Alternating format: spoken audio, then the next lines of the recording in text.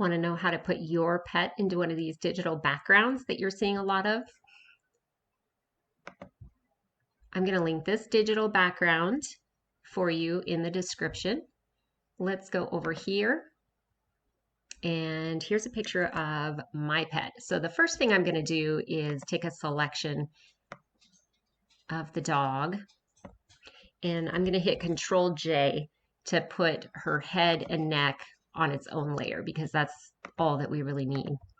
So from here, I'm going to grab one of my selection tools. It doesn't really matter which one, and click up here on Select Subject. So Photoshop is going to select the dog for you. And it does a pretty good job of finding edges and selecting the main subject. My computer is really slow here, so let's pause and I'll come back when it's done. Okay, that took about 6 years for my computer. It's really bad right now. Okay, so from here, we're going to come up here to the second button, which says Select and Mask. Click on that, and I'm going to pause again since we're so slow today. Okay, so here's what you get when you click on that button. So I'm going to zoom in here, and I know that she had some whiskers in this area. You can also come up here and change how you view this. So let's say I want to view this on layers. Okay, so her whiskers didn't get cut out. So I'm going to click on this second button here. This is the Refine Edge tool. And we're just going to kind of sweep along where I know that her whiskers are. They were somewhere in this area. Okay, you'll notice the whiskers popped right in. I'm going to grab the second tool. That's the masking brush, and since I brushed a little bit off of her muzzle accidentally, I'm just gonna brush that back on. So we're just trying to get the whiskers back into the picture. Okay, that looks pretty good. I'm gonna click OK. Okay, so I've got a pretty decent selection of the dog. So I'm gonna grab my Move tool and bring it over to the digital background.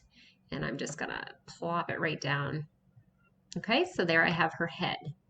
Now the first thing I want to do is right click and select Convert to Smart Object. That way I can resize the dog's head without losing any pixels. So I'm going to go to Control T, and I feel like her head looks pretty tiny in relation to the rest of the body. So somewhere in there looks a little bit better. And I'm going to click the check mark up here. I'm going to come over here to my opacity and turn it down just a little bit so I can see what's underneath the dog and make sure I have her placed the way I want her. That looks pretty good. I might Control T again and just kind of turn this around a little bit. Maybe make her head slightly bigger. I don't want a tiny little head sticking out of the body. So something like that. Okay, so the next thing I want to do is bring this opacity back up to full opacity, and I'm going to mask the dog off anywhere that I don't want to see it. So I selected my brush tool, and I came down here and I made sure that my black brush is selected. I'm going to come in here and just make sure that your mask is selected, and we're going to brush this off wherever we don't want to see dog. We want to see the clothing underneath. So we're basically just painting her off in certain sections. And if you're doing this for a friend or for yourself, you're planning on, hanging this, keeping it, you'll want to take your time in this step. You want it to look nice and neat. I'm going to go a little faster than I should just for the sake of the tutorial, but just know that you'll want to get kind of close up and take your time with these steps. Okay, so I just lowered my opacity again so I can kind of see what's going on underneath, so I can tell exactly where I want to mask her off. I do want this part of the collar to show, so I'm going to mask her off of that part, and I'm okay with some little sections kind of hanging over the collar, but I don't want a lot. Okay, and then I'll turn the opacity back up to see how that's looking. Okay, so that looks pretty natural. Again, I would take my time and really go in and perfect that. So back here, you can kind of tell if we zoom in on this part, it's a little choppy, like the edges of her are a little, kind of looks a little cut out. So there's a million ways you can fix this, but what I like to do, the quickest, easiest way, especially if you're a beginner, is select your brush and we're gonna mask off just a little bit of the edges of her, just so she's not, so she's kind of blended in with the background a little bit more. To do that, we're going to resize the brush so it's a pretty good size. And we're just going to dab right outside. I'm not overlapping the dog at all. I'm actually brushing off just outside, but some of that layer mask is kind of bleeding over to the edges of the dog. So it's not quite as sharp of an edge, and I'm just tapping. I'm using a Wacom tablet, but if you have your mouse, you can just click, click, click, and that's just a really subtle change. So it'll take off some of those harsh edges. And I'm going to do the same thing up here. Just kind of mask off right on the outside of the dog. It almost kind of brings in a little bit of a shadow and just helps her blend a little bit better into the background. So you can't tell as much where she ends and the background begins. Okay, so that's one easy way that you can kind of eliminate some of that cut out look when you're doing any kind of composite. Okay, so again, I'm going much faster and messier than I would if I were doing this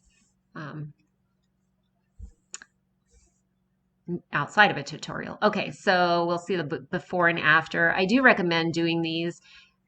Click on the eyeball over here to get a before and after, and sometimes you'll notice something that you missed. Like I've noticed down here, there's a little bit of the dog left, so I'm just gonna mask that off. Okay, and yeah, so that's basically the gist of it. Now, I do notice when I look at her, the highlights on her seem a little brighter than the highlights on the snazzy little outfit below. So I'm just going to, actually, I'm going to turn up the highlights on the outfit, whatever you call it. Probably not outfit. So I selected a levels adjustment layer, and I'm just going to bring the highlights up a little bit on the clothing. And because this levels adjustment layer is below the dog, it's not going to affect the highlights on the dog at all, only on the digital background. Okay, so that's where you want to place it. If I wanted it to affect the entire picture, I would have placed it above every single layer. So that's a little better. And then just a few different things you can do to sort of make these blend even better. One trick that I have found works well sometimes is come down here and choose color lookup. And this gives you just a whole bunch of presets to choose from that you can kind of place onto your background just to sort of make everything blend together a little bit more nicely. I wanted to try the, here it is, soft warming look. Okay, so you see what that does. It kind of casts very similar color tones and light tones over the entire image. You can also lower the opacity on that, but it just kind of gives it a little bit more of a cohesive look. So I might choose an opacity somewhere in the 50% range. This isn't something you have to do. It's just one of 1,000 different things you could do to help blend things together in your composite. Okay, so that was just a quick little example of a few things you can do, and these are a lot of fun. You can find this digital background at brushandoverlaycafe.com. I'll link it below. Okay, that's it.